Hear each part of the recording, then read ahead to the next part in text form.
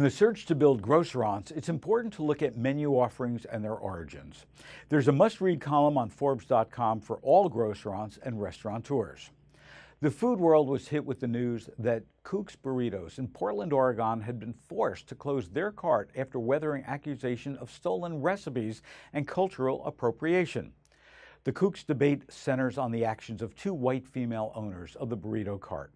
The women started their business over 1,000 miles away from where local abuelitas first created the tortilla recipe that they appear to have pilfered from the local Mexican cooks.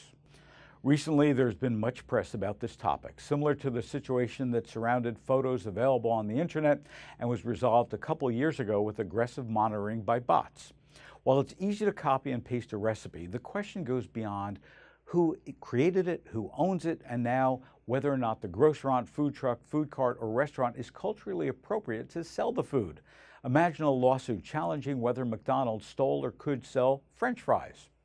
The Forbes column goes on to say that food has always helped to define and differentiate cultural identities, and the cultural assimilation and mutation of foodstuffs is constant across nations and cultures throughout mechanisms of both trade and imperialism.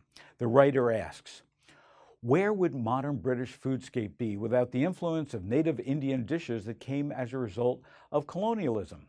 And points out that some dishes were even engineered just for a new culture.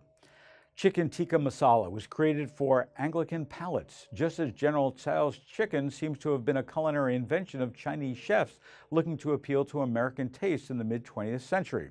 And the most absurd was Chef Rick Bayless, who lived in and researched Mexican cuisine for years, coming under fire that his restaurants were serving Mexican cuisine since he isn't Mexican.